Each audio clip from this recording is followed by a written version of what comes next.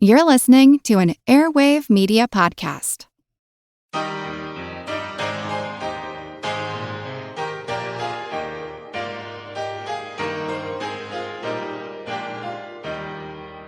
Gott erhalte Franz den Kaiser, unseren guten Kaiser Franz, hoch als Herrscher, hoch als Weiser, steht in des Ruhmes Glanz. Hello everyone, and welcome to History of the Great War, episode 118. This week, I would like to thank Dennis, Peter, and Bradley for choosing to support this podcast on Patreon, where they now get access to special Patreon-only episodes, like the one this week, where we begin our deep dive into military doctrine during the war, first by looking at the French.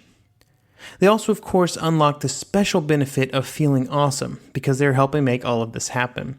If you would like to support the podcast in other ways, you can do so by leaving an iTunes review, sharing our posts on Facebook or Twitter, or just finding somebody out there and telling them about the show.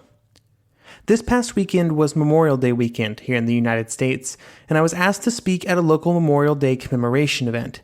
I made a post about it on the website, History of the Great War, and I included a recording of the speech that I gave at the event. It was a great honor to be involved and to hopefully make Americans a bit more knowledgeable about the war, so you can check that out on the website. This episode, however, we will be looking at another attack on the Isonzo, when the Italians launched what will become known as the Eighth Battle. This time the Austrians would once again be pushed further right up to the breaking point. However, they would once again barely manage to hold the line against the Italian attacks. The second half of this episode will then focus on a discussion of morale and discipline in the Italian army during the war. For this topic, we will take a look at the subject from when Italy entered the war until the end of the war, and then talk about how the actions of Cadorna and the Italian army were looked on by the post-war Italian government. The subject of morale is a topic that we will be talking a lot about here for the next year and a half or so, with the French mutinies and the Russia situation, and then the race to the end of the war, with the German and Austrian armies suffering an almost complete morale collapse in late 1918. But the Italian army provides a bit of an isolated story, so we will focus on that today. Before we jump into the plans for the Eighth Battle, here's a quote from John MacDonald from his book Caporetto and the Isonzo Campaign, which is something I always try and keep in mind during these discussions about the Isonzo battles, but perhaps I don't do as good of a job as I could when it comes to presenting it in the episodes, since the breaking up of the action into battles is such an easy way to organize the information. Quote, though history has defined the campaign as a series of separate battles or offensives, from the point of view of the soldiers, the war was one long struggle that continued on a daily basis. High explosive shells caused a daily hail of rock splinters. Aircraft often bombed or strafed the trenches, and snipers on the high ground lay in wait for the slightest movement. The unrelenting stress was seriously affecting the morale of the frontline troops on both sides.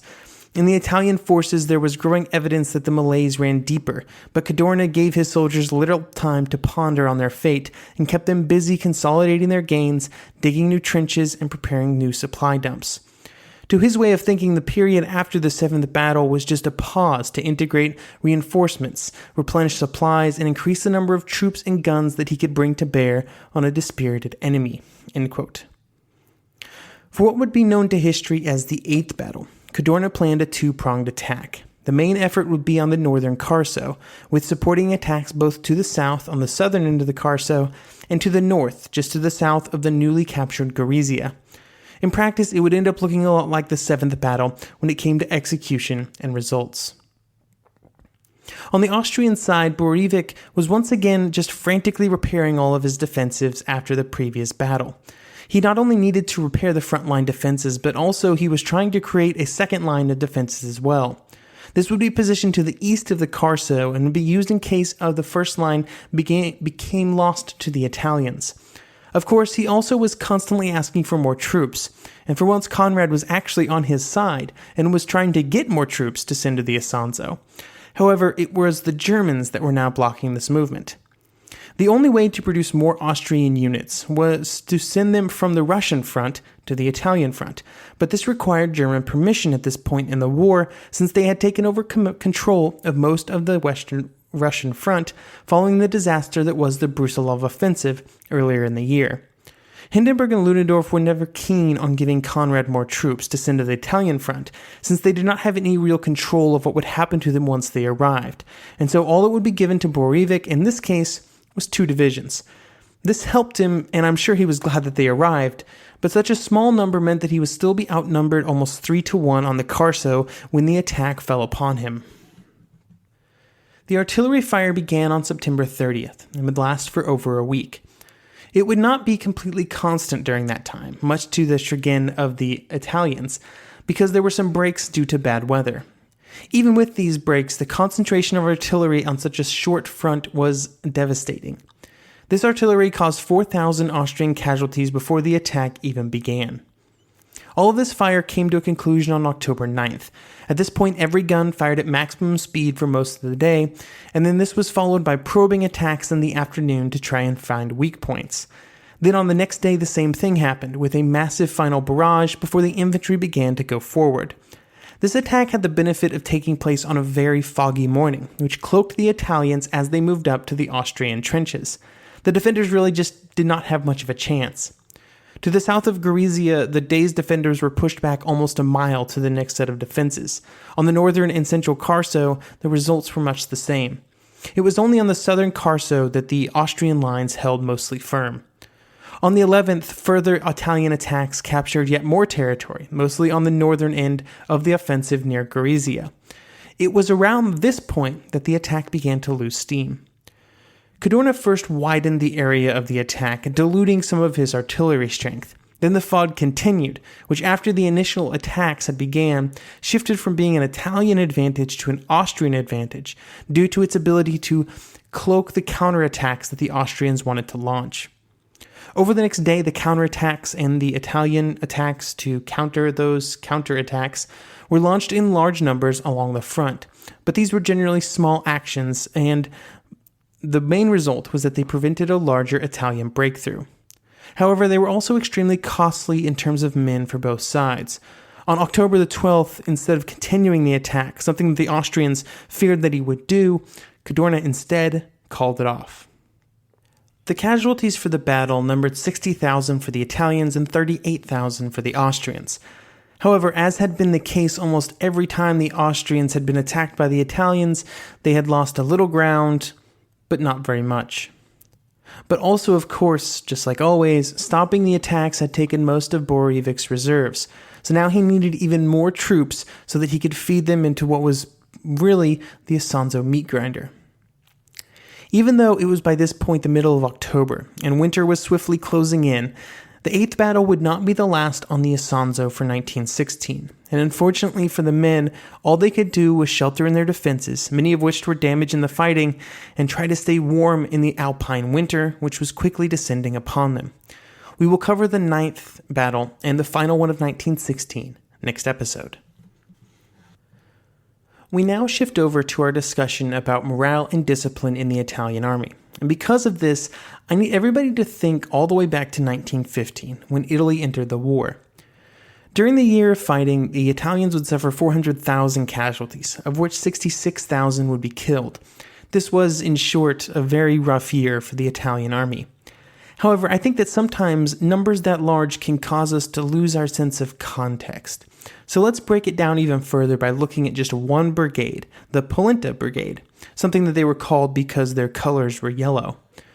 When the war started, this unit had a strength of 130 officers and 6,000 men. In May 1915, it became involved in the fighting on the Isonzo. Over the next 7 months, it would man the front from June and July, and then spend 3 punishing months on the hills around Podgora. These would be the areas that would see so much fighting in 1915 as the Italians attempted to take Gorizia.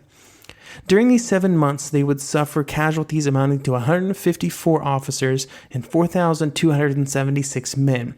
This represents well over 100% loss of officers at 154 to 130, and it's also a bit over 2/3 of the enlisted men. Not all of these casualties were just during battles, and many of them were just general wastage casualties due to the difficulty of manning the Italian front in 1915.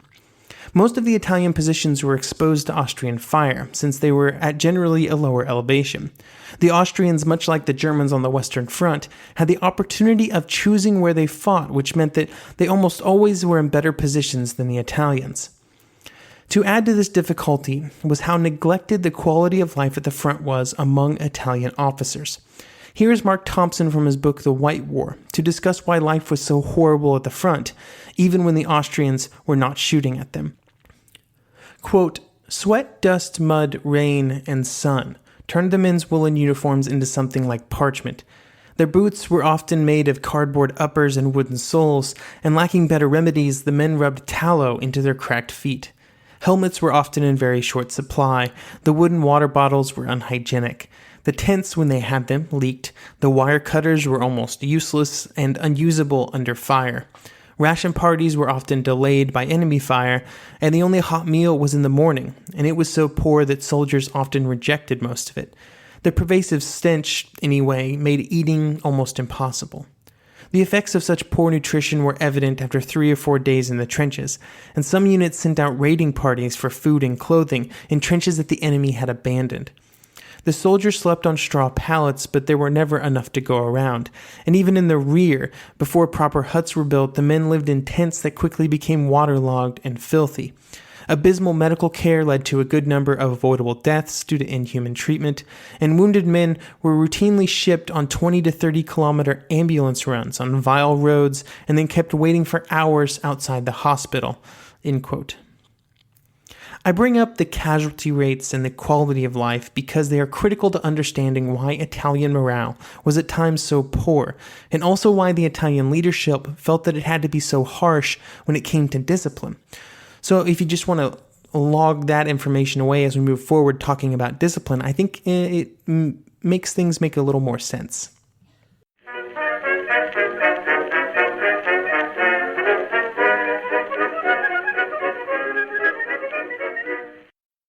The one truth about human history is that change is inevitable. But the one thing that has never changed is that humans need food to survive. There are many ways to get that food, but one of the easiest ones is Factor.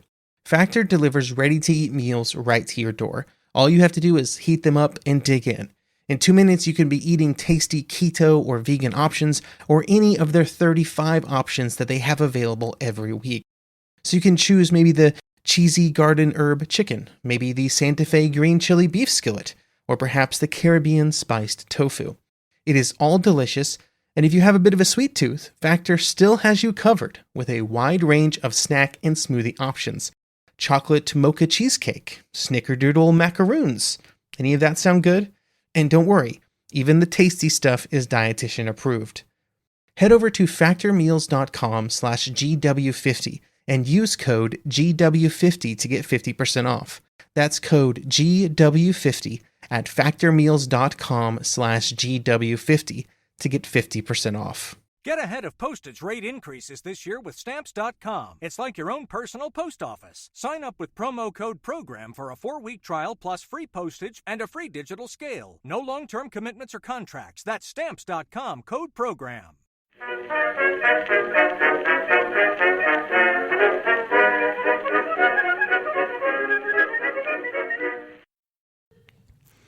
The first true mutiny would occur in December 1915, and it would happen in the Ferrara Brigade. The situation for this unit was not that much different than what we have discussed with the Polenta Brigade. They had been in the line for a good portion of the year, and they had lost many of their men. By the time that they were brought off the line, they only had 700 combat effective men left, and of those 200 were given leave to rest and recuperate, but the rest were due to be sent back to the front. When the soldiers who were destined for the front found out about the plan, they mutinied, and shots were fired by the soldiers. Order was eventually restored, and a court-martial set up to try those involved. 2 soldiers would be shot just a few days later as punishment for the mutiny. The fact that these troops mutinied is somewhat extraordinary, since their complaints and their treatment was not so different than what other units were experiencing.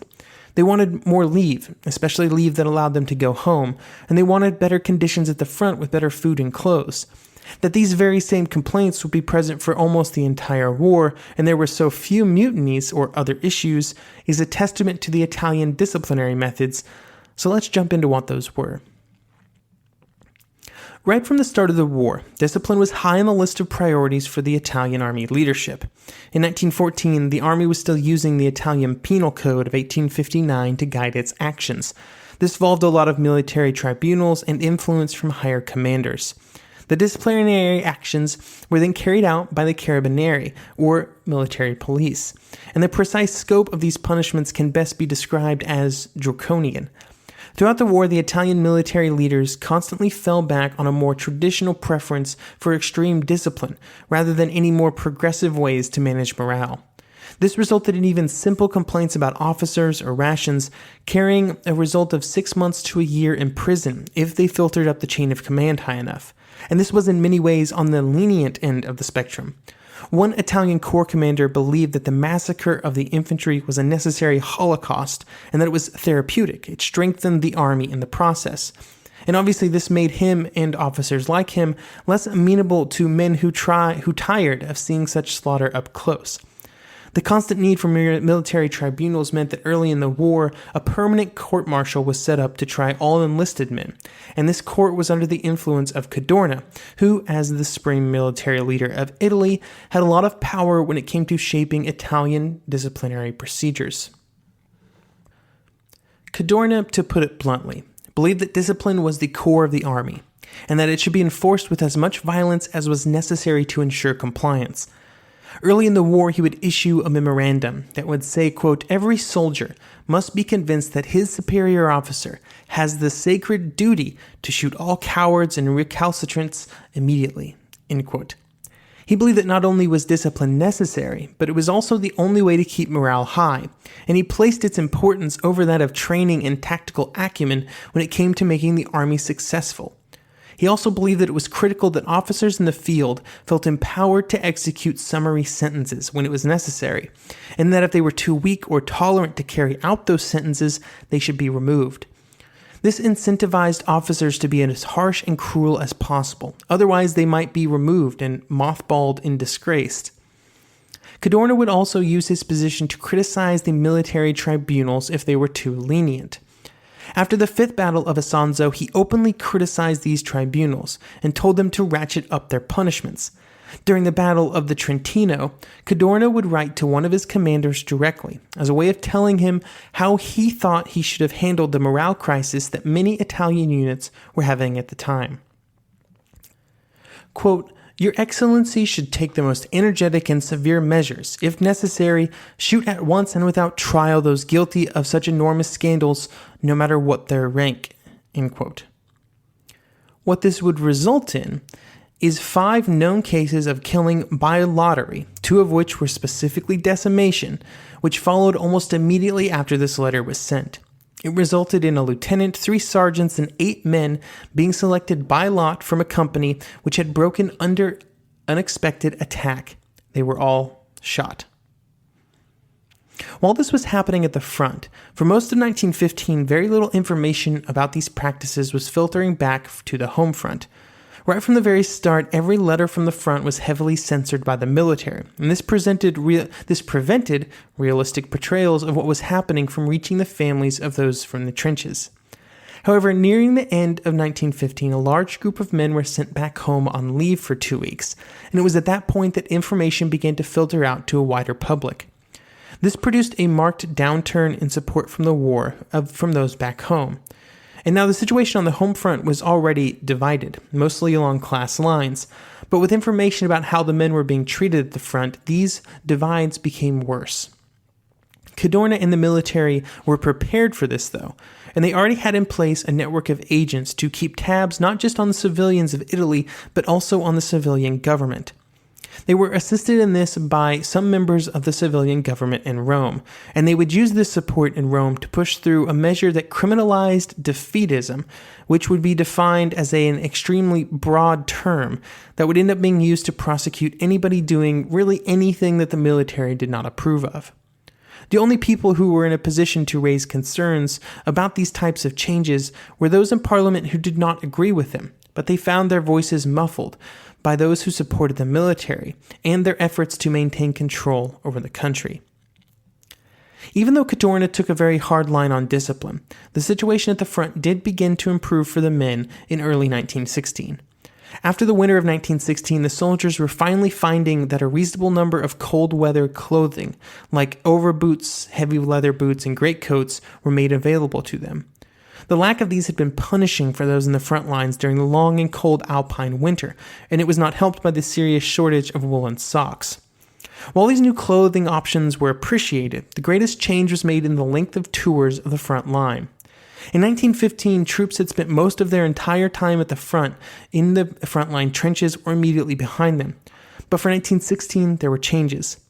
Frontline tours were shortened to just 15 days, and then they were rotated out in stages, first to the second line and then to the reserves. And while all of these changes made the situation at the front bearable for the men, it would not prevent other morale issues from popping up as the war continued. 1917 would be a particularly bad year for Italian morale and military obedience from the troops. During the summer, there were many instances of troops going to and from the front, getting in fights with the Carabinieri, and sometimes even shooting at them. This eventually led to the men's rifles being taken away before they were sent on leave, but that just resulted in them throwing rocks and bottles instead. The number of deserters would triple between April and August 1917, which was never a good sign for any army, and then of course Caporetto would happen, which would throw the entire army into disarray. A phenomenon which we will discuss here in just a few episodes, and I'm going to hold off on that because it plays such a critical role in the story of the battle. Overall, of the roughly 5.2 million Italians mobilized into the armed forces, 870 faced some form of charges for military crimes, the largest of which was desertion. Of these, some 4,000 were condemned to death, and then about 750 of these death sentences were carried out. This is a relatively small number when looking at the totals, but they only tell part of the story. These are just the official numbers that were documented, and does not account for the summary executions in the field performed by officers and men against their comrades. In January 1916, the old Roman practice of decimation was introduced into the Italian army as a way of dealing with units who were seen as having failed. This fact, when combined with the orders from Cadorna for officers to shoot deserters at the front, combined to probably kill many more than the 750 men officially executed for their crimes. I did not find an exact count for these informal executions, and it's unlikely that we will ever know their full extent, since often those killed for their actions at the front were not separated from those killed in action by the enemy. Thank you for listening, and I hope you will join me next episode as we cover the 9th Battle of the Isonzo, and we look at what was happening in the winter of 1916 and 1917, both at the front and in Rome and Vienna.